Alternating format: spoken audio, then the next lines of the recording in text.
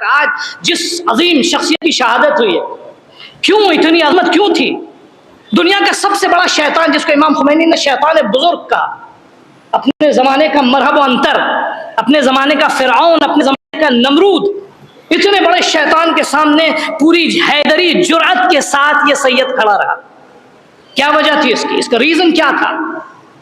کیا سبب تھا اس کا؟ اس کا ایک سبب تھا کہ اپنے نفس کی قیمت معلوم تھی۔ یہ معلوم تھا کہ میرے نفس کا خریدار صرف خدا علی ہے، یہ معلوم تھا، اس لیے کبھی کسی کا خوف نہیں ہوا، کبھی کسی کا ڈر نہیں ہوا۔ اور میں ایک چیز اور عرض کرتا چلوں عزیزو، آج ایونٹ ہوا، بہت سے لوگ فون کر رہے ہیں، بہت سے لوگ ڈپریس ہیں، بہت سے لوگ پریشان ہیں کہ اتنا بڑا حادثہ ہو گیا۔ میں آپ کی خدمت میں عرض کرتا چلوں عزیزوں، یاد رکھیے گا، اللہ، یہ دنیا جو کائنات، یہ جو ہے، یہ کائنات یتیم نہیں ہے۔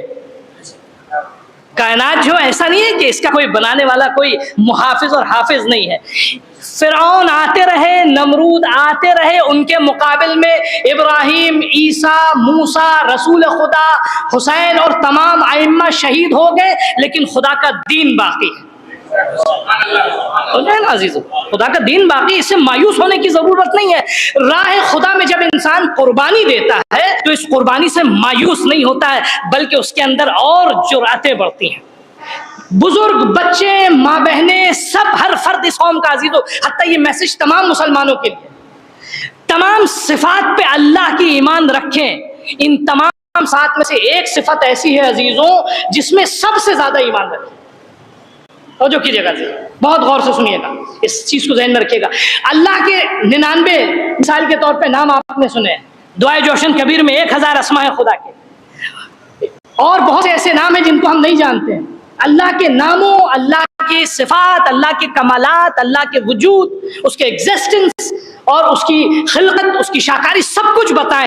ان تمام چیزوں میں ایک صفت ایسی ہے عزیزوں، ہر مومن پہ، ہر مسلمان پہ فرض یہ ہے کہ وہ اس پہ سب سے زیادہ یقین رکھے۔ وہ کیا جانتے ہیں؟ کہ اللہ جب کسی چیز کا وعدہ کرتا ہے تو وہ کبھی اس کی مخالفت نہیں کرتا۔ توجہ چاہ رہا ہوں عزیزوں، اللہ کے وعدوں پہ اپنے بچوں کو یقین کرنا سکھا دیں۔ اللہ کا وعدہ یہ ہے کہ وہ کبھی بھی حق کو مٹنے نہیں دے گا۔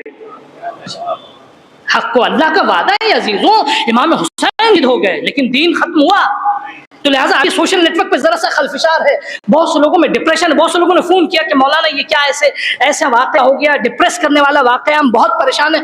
عزیزوں، ہرگز ڈپریس نہ ہوئیے، ہرگز پریشان نہ ہوئیے۔ یقیناً اللہ کی راہ میں ایک مجاہد تھا جس نے اپنی قربانی دے دی، ابھی ایسے بہت سے باقی ہیں۔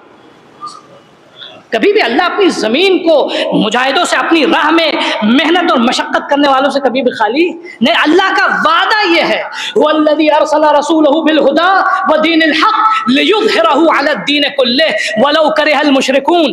وہ خدا کہ جس نے اپنے رسول کو بھیجا ہدایت کے ساتھ، دین حق کے ساتھ، کس لیے بھیجا؟ لِيُظْهِرَهُ عَلَى الدِّينِ كُلِّهِ، تاکہ عزیزو، یہ بہت امپورٹنٹ آیت ہے، جب کبھی بھی مایوسی آنے لگے، جب کبھی بھی ڈپریشن آنے لگے، ان آیات کو اپنے دروازوں پہ لکھیے گا، اپنے اپنے پاکٹ میں رکھیے گا۔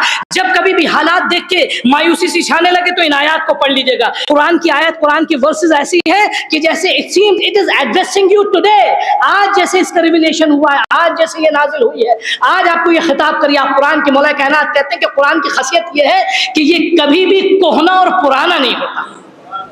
آپ جس دن قرآن کی آیت کو کھولیں گے، قرآن کی آیت آج آپ کو خطاب کر رہی ہے، آج آپ سے کہہ رہی ہے یہ تمہارے لیے آج ہے، آج تم پریشان۔ قرآن کی صاف صاف آیت ہے کہ وہ خدا کہ جس نے اپنے رسول کو بھیجا بالہدا، ہدایت کے ساتھ، اپنے رسول کو بھیجا دین حق کے ساتھ، لِيُظْهِرَهُ عَلَى الدِّينِ كُلِّهِ، تاکہ اپنے رسول کے دین کو تمام دنیا کے جتنے بھی ازمز ہیں، جتنے بھی آئیڈیالوجیز ہیں، جتنے بھی مذاہب ہیں، جتنے بھی ریلیجنز ہیں، تمام دینوں پہ اس کو غالب کر دے۔